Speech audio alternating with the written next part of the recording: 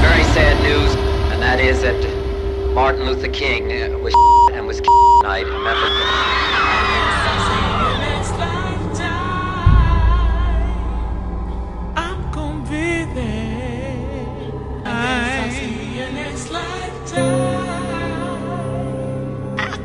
I will now. I guess I'll see you next lifetime. When I'm gonna be there. You got me spinning all around, yeah. You need to know what you do to me. Now what am I supposed to do? We will return to breaking down the fake later, but for now let's try to understand all of this from the beginning.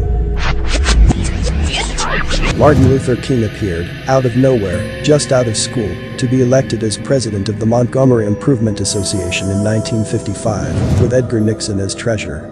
This makes no sense. As a side note, Nixon later became an actor with the stage name Nick Latour. He has an extensive IMDb. But let's focus on Martin Luther King. MLK got his PhD from Boston University in the summer of 1955, and by December of that year he was already elected as president of the MIA. How? Over Edgar Nixon. He had only been back in Montgomery a matter of months. Of course, nothing about MLK's early bio makes any sense. For instance, he is supposed to have gotten a BA, 4 years, a Master of Divinity, 3 years, and a PhD, 5 to 6 years, by the time he was 26. Even if he did the BA in 3 years and the PhD in 4, that is still 10 years in college at age 26. Sounds like a tale to me. You would say he was a genius, but if so, why did he need to plagiarize his dissertation? They insert all sorts of apologetics to explain that, but to me, it is simply evidence of a larger fake. The dissertation was probably inserted later as part of his fake bio, and I doubt he wrote any of it. It was written by the cubicle agents at the CIA. Just as in his first TV appearance, it seems as if he's struggling to read something he supposedly wrote. An inexperienced but determined Dr. King discussed the aims of the boycott in his first filmed interview. That the seating arrangement would be changed to a first-come, first-served basis. Follow his eyes as he looks up and down. He's reading something. Listen to his speech patterns. He breaks and struggles. That Negro passengers would seat from the rear to the front of the bus and the white passengers from the front to the rear, with no reserved seats for any race. That Negro bus drivers would be employed, particularly on predominantly Negro lines. Decided not to ride the buses in Montgomery until we receive some justice and until we get a hearing, even if it takes a year. We are told MLK and the other founders of the SCLC was inspired by Billy Graham. Right. Why would these guys be inspired by Billy Graham? Ask yourself if that makes any sense. Billy Graham, who started his crusades in 1947, year one of the CIA. Just a coincidence, right? We were told Billy Graham befriended MLK after he attended one of Graham's crusades in New York in 1957. That doesn't really fit what we were taught about MLK, does it?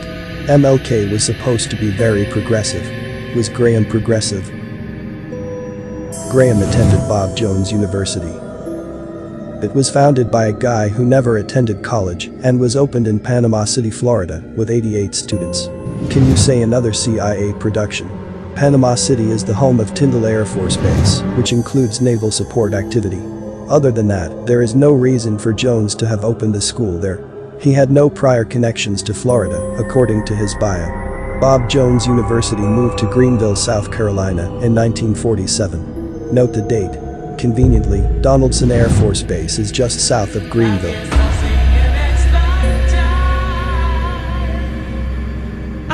Bob Jones University did not admit blacks until 1975, and then began admitting them only because the IRS told them they couldn't keep their tax-exempt status. This was in response to Runyon v. McCrary, which prohibited racial discrimination at private schools. Although Bob Jones University began admitting black students, they didn't allow them to date whites. The IRS revoked their tax status, and the case went to the Supreme Court under Bob Jones University versus the United States. They lost and had to pay $1 million in back taxes. They kept this interracial dating rule until the year 2000. Do these really seem like the kind of people Martin Luther King would be hanging out with?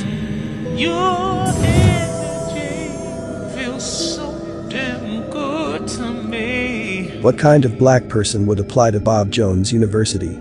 I'd say none. I would bet not one real black person has ever applied, and the Board of Regents probably has to hire a handful of black actors to pretend to be students. Although they now try to sell Billy Graham as a promoter of civil rights, that was not the case. In the time of MLK, Graham preached to segregated audiences and had no problem with it. If you don't believe me, read the comments of this current preacher, Reverend Shockley. He says, as the high priest of the American civil religion, he, more than any other figure, had the moral authority to usher the nation from its racist past to a new multicultural future. But rather than lead, he made only the most modest accommodations possible for the social change happening all around him. From the very beginning of the civil rights movement, Graham made many disparaging remarks about the marches and sit-ins, and warned against moving too fast. It picks me up, don't want to come down, got me spinning on. Martin Luther King, who inhibited progress while seeming to promote it.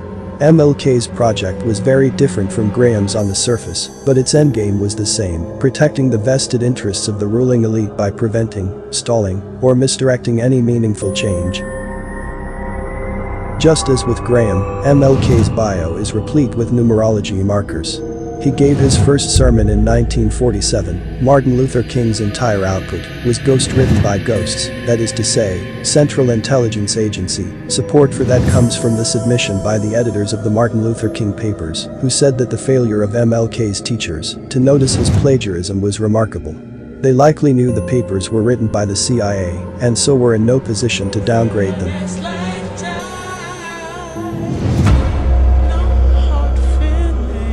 This is also interesting.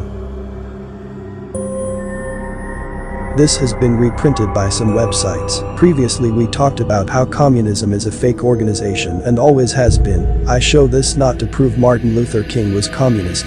It's to prove MLK was in intel, like these people he is sitting with.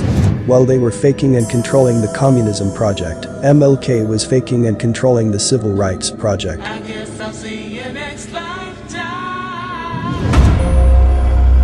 Let's just say that the whole civil rights movement looks managed.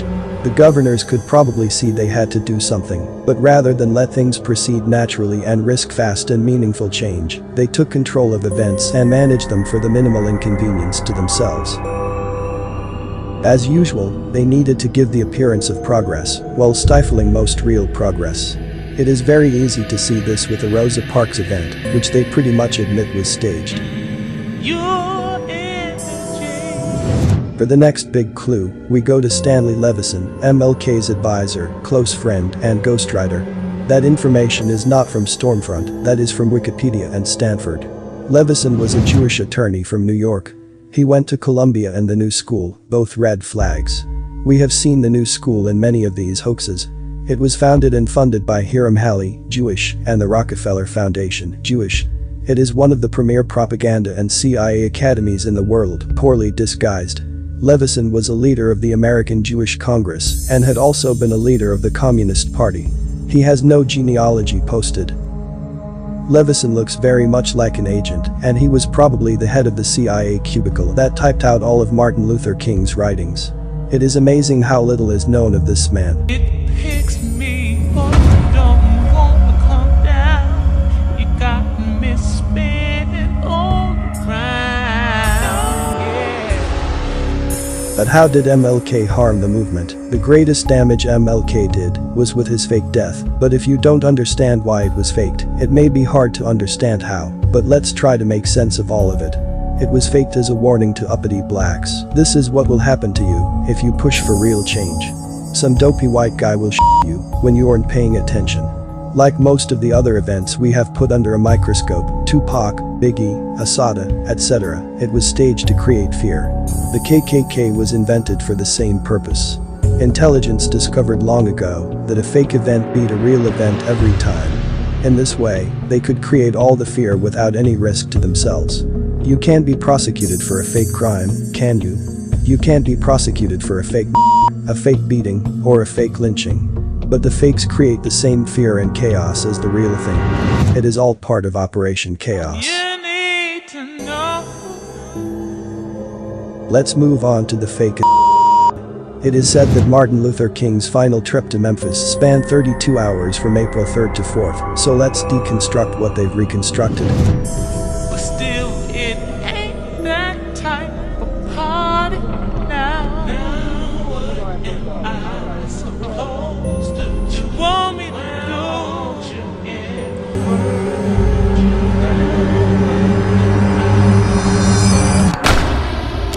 I've come to the conclusion that the alleged assassination did not take place on the day or time they claim. Pay attention to the footage. The footage shown is 2 different days pieced together. Notice Jesse Jackson's shirt change. And they cut the camera just as he walked to his room.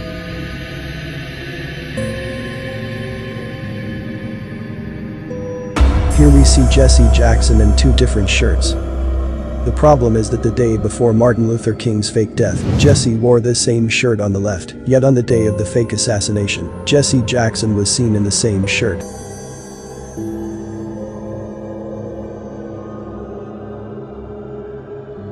All they did was change the jacket. The slight color difference is due to the color added, but it's definitely the same shirt. Jesse Jackson was one of the puppets that would be in the spotlight during this hoax, so they needed to change something. Knocked him up off of his feet in that direction against that ledge over there. Here's Jesse Jackson in Martin Luther King's last speech, the day before the alleged assassination. I'm not fearing any man. Mine eyes have seen the glory of the coming of the Lord.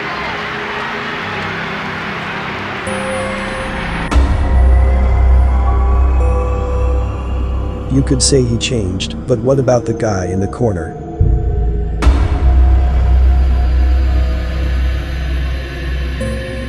He's there in the same outfit for both of Jesse Jackson's outfits. I guess they thought no one would pay attention to him.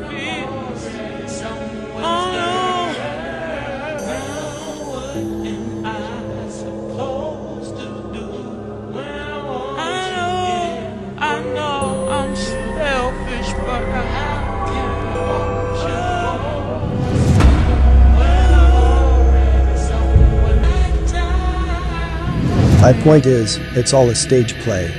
They probably recorded this scene multiple times. I doubt if the shoot took place at the time they claimed. It also makes no sense. We were told MLK always stayed in room 306 at the Lorraine Motel in Memphis.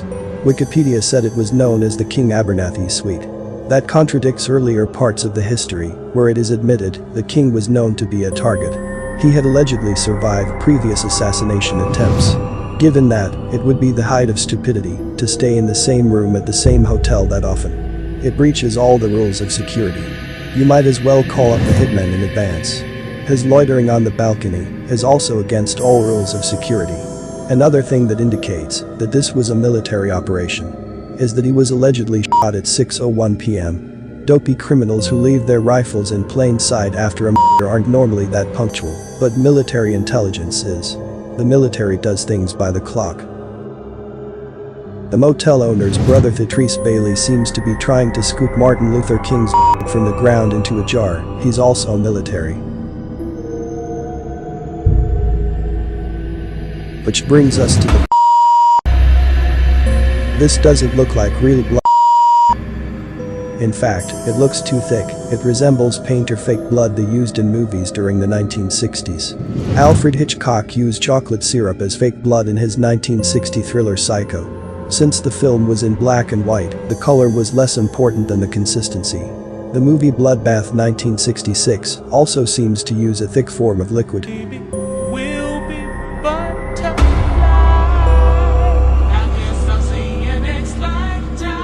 Look at the pool of blood he's laying in, it looks Hollywood, the viscosity, the textures aren't right, to me, it looks like this fake blood in the picture. They also said the police were there in a matter of seconds. When coming this way, asking us what happened, you know. Just that quick? Just that quick, yeah. In a matter of seconds. So how did so much pour out to the left side of his body? To me, it appears as if they poured the liquid on the cement first, and Martin Luther King laid on the ground. I always wondered why Martin Luther King had this light mark on the side of his face in one of his last photos. Guess I will now. I guess I'll see you next lifetime. It's in the same location they claim he was. Google this image, you will see the same light mark on all photos of this exact image. Maybe it was just a signal so that everyone around knew where the impact was supposed to be. I'm sure they recorded the entire It's safely stored away in the CIA locked archives.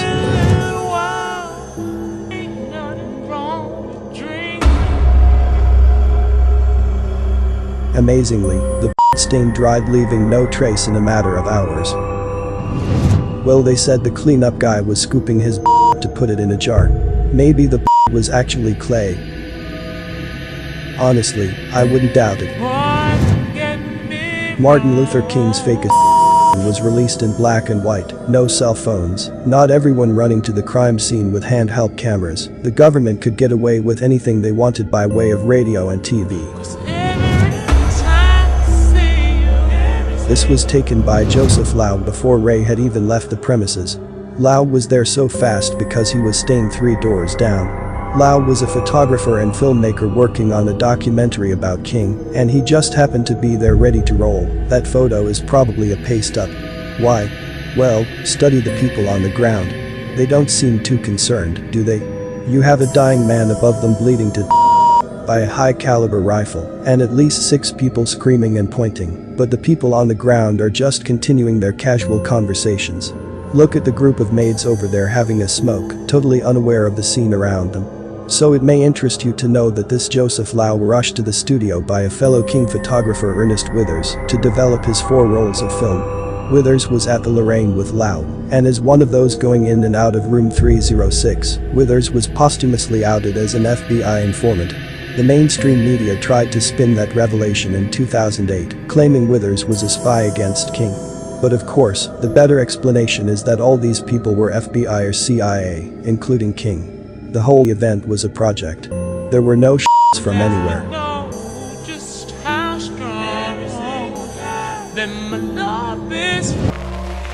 You need to know what you do to me. In the motel room, getting ready to go to dinner. He was going to my house for dinner, as a matter of fact. What's the name of the court? And as he was going to my house for dinner, as a matter of fact. What's the name of the court? And as he came out, about 3 minutes after he had come out, the shot rang out. But as he came out the door, and then we heard I had left him and started across. Until it hit his face, it sounded like a stick of dynamite or a large firecracker. Stay over our heads because you did not hear a shot, you just saw the explosion in his face. It sounded like a stick of dynamite or a large firecracker. Notice how they made sure to mention the police were around. I think they're already introducing the conspiracy. The government killed him. Really didn't have my back to where the shot came from. And when I turned all the way around, we saw the sheriff or the police up on the hill. Oh yes, we heard the shot, definitely. And then we looked in this direction and we saw policemen coming this way, asking us what happened, you know. Just that quick? Just that quick, yeah. When we turned, all we could see was police coming. Police were coming from the direction of the shot. The elites are decades ahead of us. But let's move on. Let's look into Martin Luther King's James Earl Ray.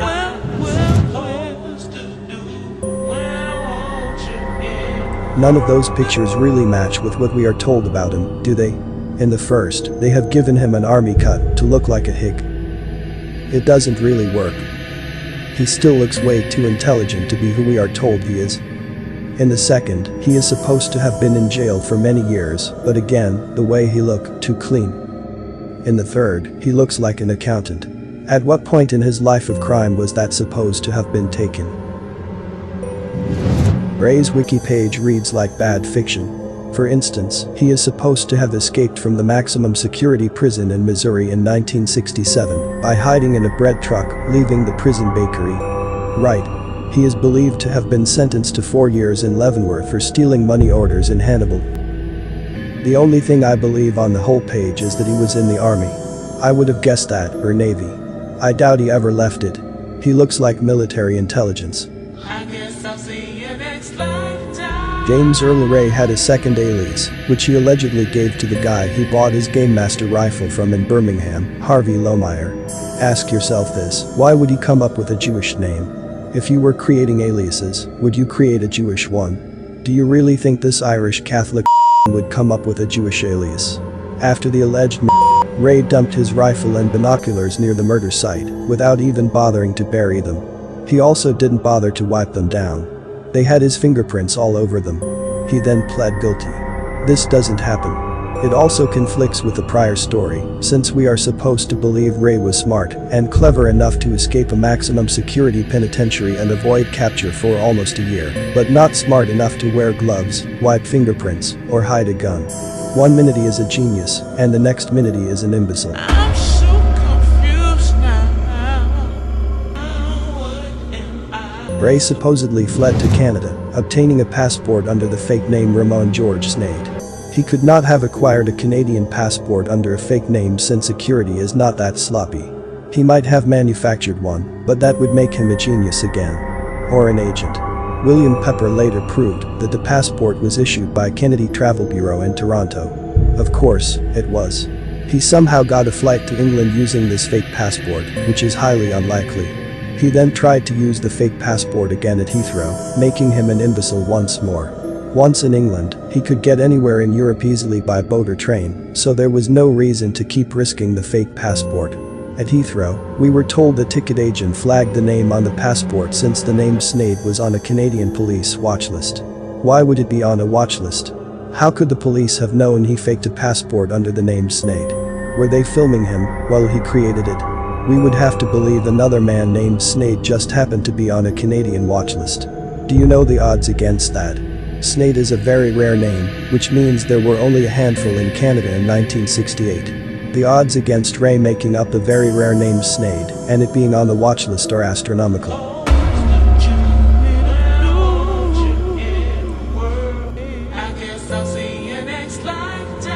We are told James Earl Ray's attorney Percy Foreman recommended he plead guilty to avoid a possible death penalty.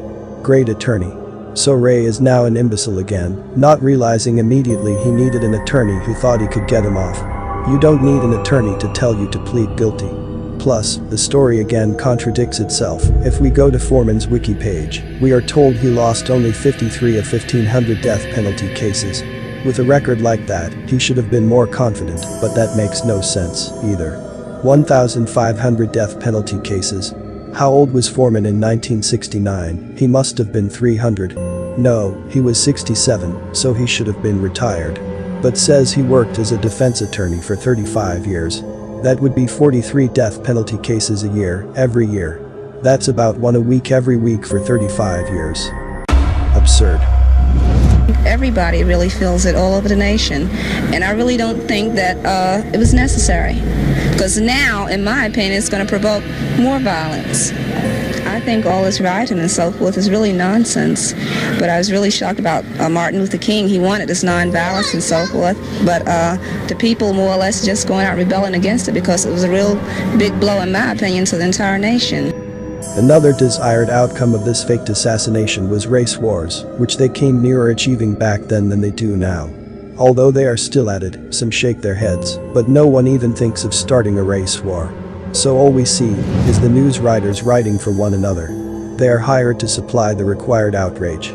They create the event and then create the response, so it is okay if you sleep through it. It doesn't matter anymore. All along, they have been faking these things to keep your eyes off the real events.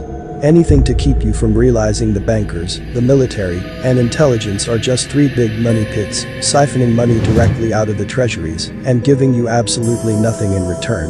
We can now add science to that list since it has become the fourth largest con job. They're all Masonic, took an oath to lie to us. Martin Luther King predicted his own death at his last speech at a Mason temple. Well, I don't know what will happen now. We've got some difficult days ahead. But it really doesn't matter with me now, because I've been to the mountaintop. Like anybody, I would like to live a long life. Longevity has its place. I just want to do God's will, and He's allowed me to go up to the mountain. And I've looked over, and I've seen the promised land. I may not get there with you, so I'm happy tonight. I'm not worried about anything. I'm not fearing any man. Mine eyes have seen the glory. As they arrested James Earl Ray, the officer gave the old Masonic hand sign. Martin Luther King's son visits James Earl Ray in this stage prison meeting. Did you kill my father? No, I didn't know. Look at the handshake. Masonic. They all know. Martin Luther King never died on April 4th. I'd say that's why they're all filled with duping delight during their interview after the fake assassination. I want to be a preacher like my father. You do. And this is Bunny. Mommy, I'm not going to cry because my dad is not dead. He may be dead physically. And one day, I'm going to see him again. But how can we explain the body? We saw the funeral, we saw the open. Due to YouTube slowly taking away freedom of speech, partly because of channels like mine, I will not show much. Let's just say, most of the funeral pictures they show were filled with the people who were at the fake or those close to him. I would not doubt that they took a set of pictures privately and prior to the funeral. They could have used the real Martin Luther King to lay there while the photographer takes the pictures. For public viewing, they could have used a wax body enclosed behind the glass. Maybe that explains why they kept switching. Some rare pictures of MLK behind the glass look as if it could be a fake. I can't show much here.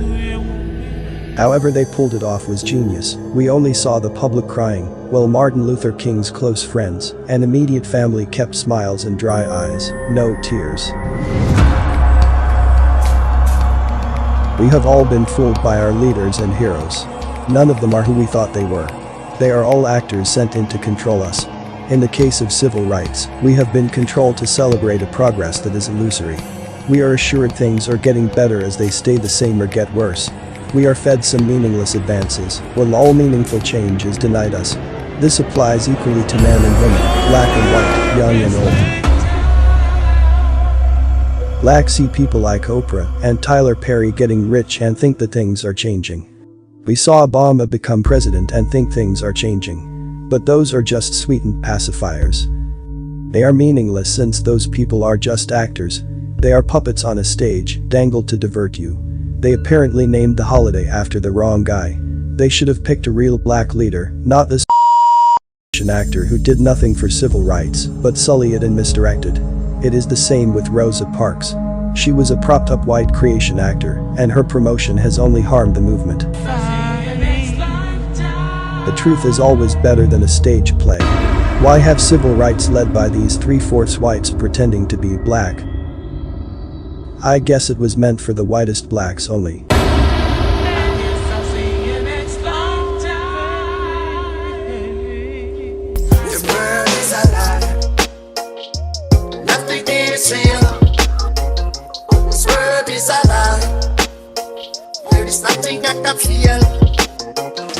This world is a lie.